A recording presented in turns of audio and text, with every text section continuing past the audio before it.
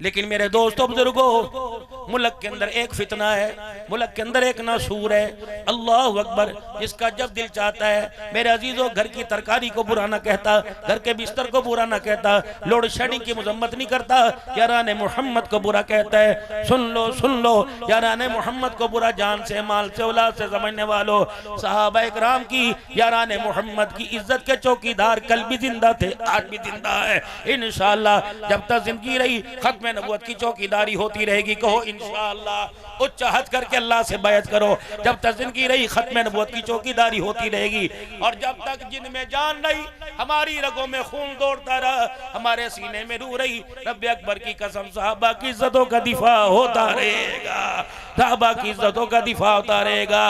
उच्चा बोलो जरा सीने का जोर लगा के, शाने साहबा, शाने साहबा, शाने साहबा, ताजो तख्त में नबूवत, ताजो तख्त में नबूवत, नारे तकबीर, नारे तकबीर।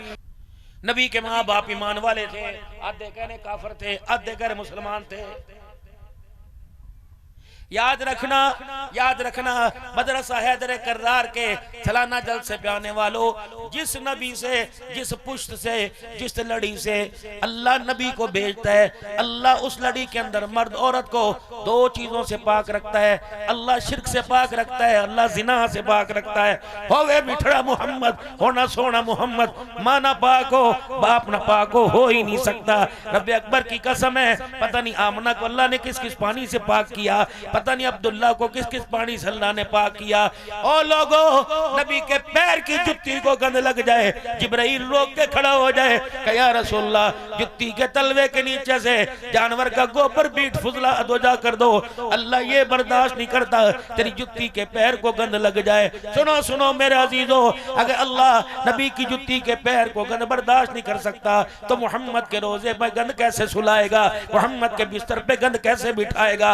रब्बे अकबर की कसम है, चंदा दो या ना दो, लेकिन आज खुशबू वाला अकीदा लेके जाओ कि मोहम्मद भी पाक, कह दो सुभान अल्लाह, मोहम्मद का रोजा भी पाक, कह दो बेशक, मोहम्मद की औलाद भी पाक, कह दो बेशक, आपके अहलुल बैत भी पाक बेशक, आपकी बनात भी पाक कहो बेशक, आपके अज़वाज भी पाक कहो बेशक। जो उमर की बेटी नबी के घर में दुल्हन बन के आई वो भी पाक है, जो सिद्दीक की बेटी अल्लाह अकबर आयशा बन के दुल्हन बन के नबी के घर में आई वो भी पाक है।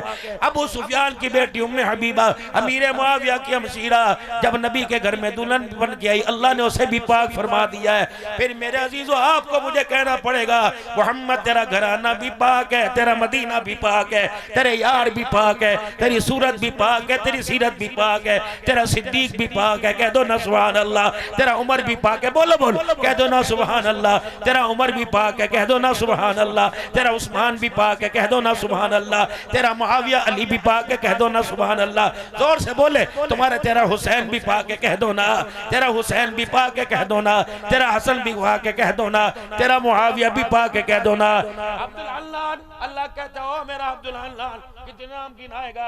असर का वक्त करीब है और मगरिब का वक्त आ रहा है, असर वक्त का जा रहा है।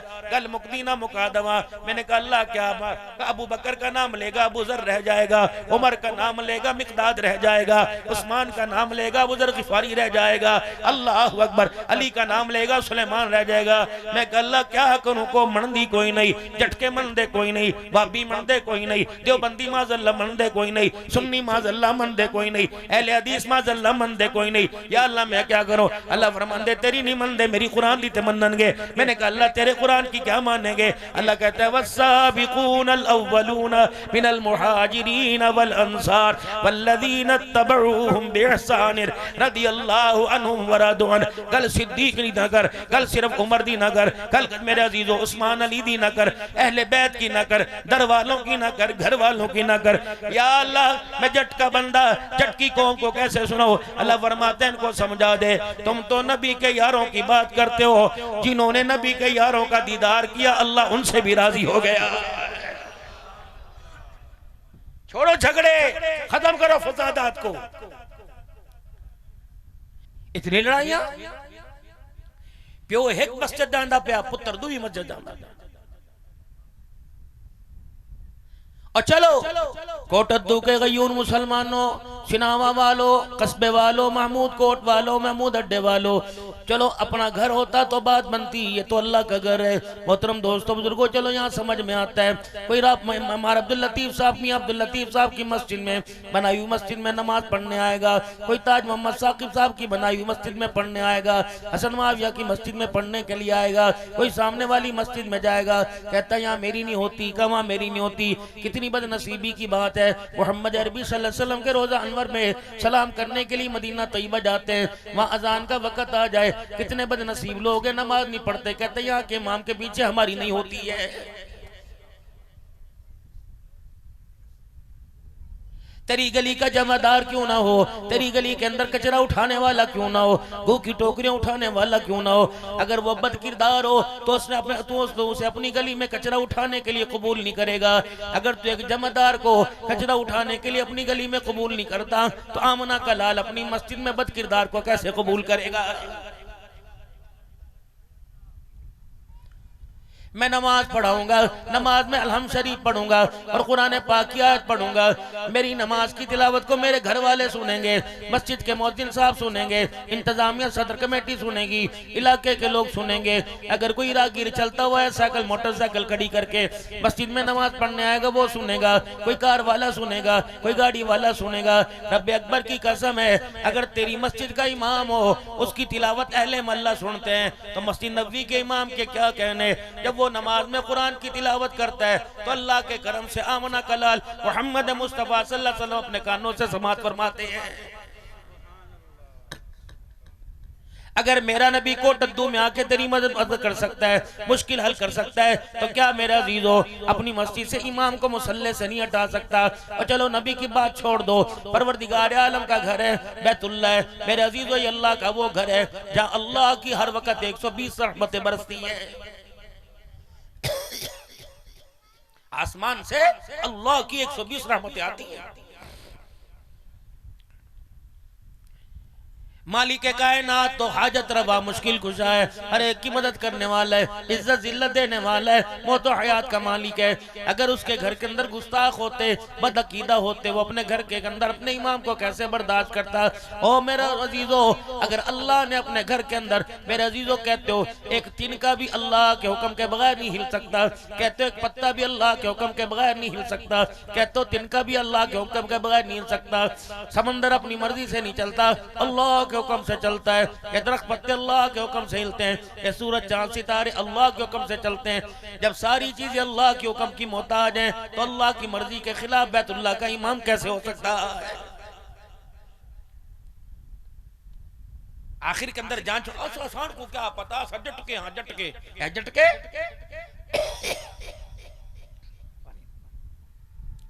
सजट के हाँ साउंड कोई पड़ी। दूध गाढ़ा हो पानी मिलाने का पता है, मिर्चों में मसाले मिलाने का पता है, मार्केट के अंदर एक नंबर का डुप्लीकेट बनाने का पता है, 2 नंबर कपड़े का पता चल जावे, जुत्ती के तलवे का 2 नंबर का पता चल जावे।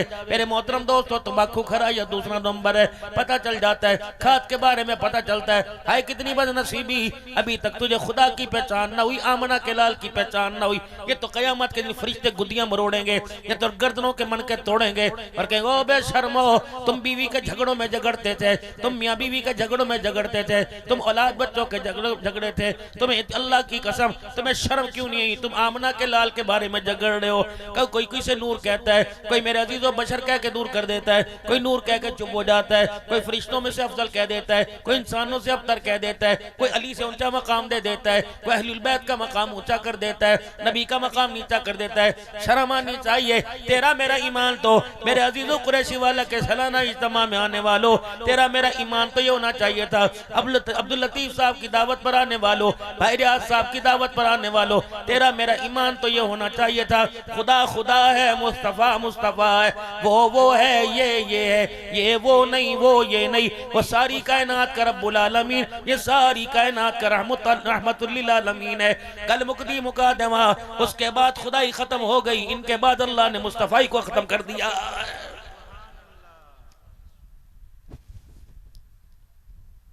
मुझे समझ नहीं आती बावा टूंग टूंग के गिरेबान खोल खोल के पसीने यूं झाड़ के किसकी शान के बारे में दलाइल देता है, आमना की शान के लाल के शान के बारे में दलाइल देता है। हाय हाय चलो चलो भाई हलीमा के बेड़े में चलो।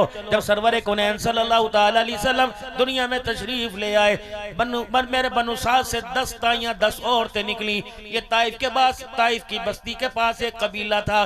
10 माइयां बनु साद से निकली, 9 माइयां खैर लिए बगैर आ गई। एक माई की झोली में अल्लाह ने कयामत की सुबह तक खैर को डाल दिया है। जब माई हलीमा सरवर कौनैन नबी सल्लल्लाहु अलैहि वसल्लम को लेकर अपने घर आ गई तो दिन गुजरते गए, रातें गुजरती गई। अल्लाह अकबर, आंखें खुलना शुरू हो गई मेरे अजीजों। फिर घर का मामला, घर का निजाम ही तब्दील हो गया। माई शीमा बकरियां चरा के लेने जाती, अम्मा हलीमा हुजूर की रखवाली करती। एक दिन माँ शीमा से अम्मा हलीमा ने कह दिया, जा दिए जा मेरी पुत्री, जा मेरी बेटी, बकरियां चरा के आ। कि अम्मा मैंने आज बकरियां कोई नहीं चरानी। भाई हलीमा कहने की बता क्या बात है बेटी, तुझे बकरियां तंग करती हैं? कहना अम्मा बकरियों का इतना बड़ा रेवड़ मेरे से सवाल नहीं जाता। अम्मा जान मैं क्या करूं, बकरियों का रेवड़ मेरे से सवाल नहीं जाता, इतनी सारी बकरियां मैं कैसे लेके चलूंगी? अम्मा किसी को मेरे साथ भेज दे। अम्मा कहने की किसे लेके जाएगी? अब्बा हारस को लेके जाएगी? कर नहीं नहीं। माँ हलीमा को लेके जाएगी? नहीं नहीं। किसी पड़ोसी को लेके जाएगी? नहीं नहीं। चचेरे ममेर को लेके जाएगी? नहीं नहीं। मसेर को लेके जाएगी? नहीं। अम्मा हलीमा कहने लगी बता फिर किसको लेके जाएगी? सोने मिठड़े मोहम्मद की तरफ इशारा कर दिया कि मैं इस वीर को साथ लेके जाऊंगी। अभी हुजूर की उम्र 4 साल कोई नहीं हुई थी। अम्मा सर पकड़ के बैठ गई, न ये रस्सी पकड़ सकता है, न डंडी मार सकता है, न बकरियां चरा सकता है, चल मैं तेरे साथ चलूं। अम्मा ना ना, तेरे जाने से कोई फायदा नहीं होगा, इनके जाने से बड़ा फायदा होगा। अम्मा कह लगी वो क्या? जब मैंने गोद में लेके एक दिन गई थी अम्मा, 3 बातें मैंने इनकी बरकत में देखी, 3 बातें इनकी वजह से मैंने निजाम निराला देखा, दस्तूर निराला देखा, कानून निराला देखा, अजीब मैंने मंजर देखा। अम्मा हलीमा कह लगी क्या क्या? जब मैं गोदी में वीर को लेके बैठ के बकरियां चराती हूँ, मेरी बकरियां चारा चरती हैं तो हर कोई ऊंट पे बैठने वाला, खच्चर पे बैठने वाला, घोड़े पे बैठने वाला, पैदल चलने वाला चलता चलता रुक जाता है और मेरे वीर मोहम्मद को देखने लग जाता है। कहती है शीमा वीर कित्थों लेके आई है? अम्मा रास्ता भूल जाता है, काम भूल जाता है, दीवानों की तरह मेरे नबी मेरे प्यारे का चेहरा देखता रहता है। अम्मा कह लगी हलीमा, कह लगी शीमा हो डसा और मुझे बता। अम्मा मैं तुझे क्या बताऊं, पहले मेरी बकरियां सारा दिन चरती थी, मेरी बकरियों का पेट नहीं भरता था। जब वीर मोहम्मद बेड़े में बैठता है मेरी बकरियां चर के जल्दी आ जाती हैं, घास थोड़ा खाती हैं, पेट भर जाता है। अम्मा मैं अगली गल डिसावा, अगली बात तुझे बताऊं, मैं अपने वीर को अपने दामन अपनी गोदी में लेके बैठती हूँ, मेरी बकरियां 4 चफेरे बैठती हैं। अम्मा खाती नहीं पीती नहीं। अम्मा हलीमा कहने लगी फिर क्या करती हैं? का सोने मोहम्मद का दीदार करने लग जाती है।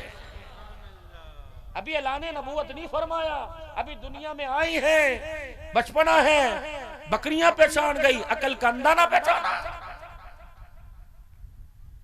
सफेद बाल हो गए, कमरे झुक गई, दांत निकल गए। अब भी हुजूर की ममात और हयात पर झगड़े, अब भी नूर और बशर पर झगड़े। मेरे बाबूजी मानने तो आपने अपनी माननी है, करनी तो आपने करनी है, लेकिन बड़ी बात छोटा मुंह बड़ी बात करके जा रहा हूं। देखना जब हुजूर सल्लल्लाहु अलैहि वसल्लम के बारे में कोई इख्तलाफ करे, आपकी हयात के बारे में, आपकी जात के बारे में, आपकी सूरत के बारे में, आपके बशर होने के बारे में, कह देना बाबू चुप कर जा, मेरी क्लास ही कोई नहीं, मेरा ओहदा ही कोई नहीं, मेरी तालीम का म्यार ही कोई नहीं कि आमना के लाल के ऊपर बयात कर सकूं। लिखने वालों के कलम टूट गए, स्याहियां खत्म हो गई, किताबों के सफ़े खत्म हो गए। रब अकबर की कसम है, जहां खुदा का शान बाकी रहा, कयामत आ जाएगी, आमना के लाल मोहम्मद रसूलुल्लाह का शान भी बाकी रहेगा। नात खान आए पढ़ते पढ़ते दुनिया से चले गए और ये आवाज कह दे के चले गए, थकी है फिक्र, थकी है मेरे अजीजों, अभी कह के चले गए कि अभी हमारी मदा बाकी है, अभी हमारी मदा बाकी है, मदा बाकी है।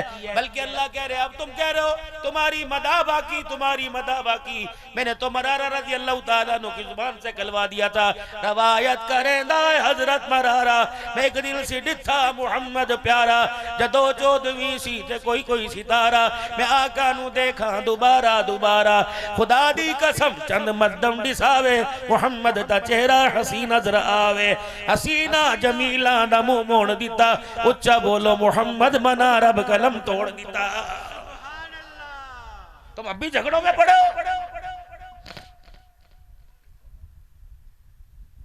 दादा अब्दुल मुत्तलिब हरम से बैतुल्लाह से मेरे अजीजों वापस घर आ गए। अम्मा आमना चिट्टी चुनरी हुजूर के चेहरे अनवर पे दे के बैठी हुई है। अल्लाह गनी माई हलीमा आ गई, हुजूर अकरम सल्लल्लाहु ताला अलैहि वसल्लम के बूहे पे आकर दस्तक दे दी। हलीमा हलीमा कौन दरवाजे पर? कहने लगी मेरा नाम हलीमा है। कहाँ की रहने वाली? बनु साद कबीले की रहने वाली। आटा मांगने आई कर नहीं नहीं, रोटी मांगने आई कर नहीं नहीं, खाना मांगने आई कर नहीं नहीं, बता बता क्या मांगने आई का? तेरा सेवा वीर मांगने के लिए आई। माँ हलीमा बुए से अमामना दरवाजे से हट गई। जा जा जा, इतनी दाइयां आई और आकर इसे यतीम समझ के छोड़ गई, इसे लावारिस समझ के छोड़ गई। इसके घर से क्या मिलेगा? इसका अब्बा कोई नहीं, पैसा धेला दमड़ा नहीं मिलेगा। भाई हलीमा बुए ते खड़े होके कोकेरे मारन लग गई। हम न कहने लगी माँ युब की तेरी आंख में आंसू क्यों आ गया? अल्लाह अकबर, तुझे पता है जब से मैं मक्के में हूँ मुझे किसी दरवाजे से खैर न पड़ी। हर दरवाजे वाले ने अपना दरवाजा बंद कर दिया। 3 दिहाड़े हो गए सहने काबा में मुझे आराम करते हुए। जब रात को मैं सोती हूँ मेरी आंख लगती है, 14वीं रात के चांद का टुकड़ा मेरी झोली में आके गिर जाता है। ए आमना, जो उस चांद के टुकड़े में से खुशबू आती है आज वो खुशबू तेरे दरवाजे से आ रही है। ए आमना, इस बात का तो मैंने फैसला कर लिया, मैं आई नहीं बल्कि भेजी गई हूँ। बीबी आमना कहने लगी बता तुझे भेजने वाला कौन है? कहने लगी अल्लाह। मेरे मोहतरम दोस्तों बुजुर्गों, दरवाजा खोल दिया। रहमत वाला नबी आराम फरमा रहे थे। माँ हलीमा करीब हो गई। सैयदा आमना ने हुजूर के चेहरे अनवर से कपड़ा हटाया। सुरमगीन आंखें, माज़ागल बसर वमा तगा कनैन वाला। जब माई हलीमा नहीं हो करके देखा, हुजूर ने मुखड़ा मुबारक और आंखें मुबारक माई हलीमा की तरफ किए। आमना कहती है, हलीमा कहती है ऐसा लग रहा था हुजूर की निगाह की वजह से मेरा कलेजा ही बाहर निकल आता।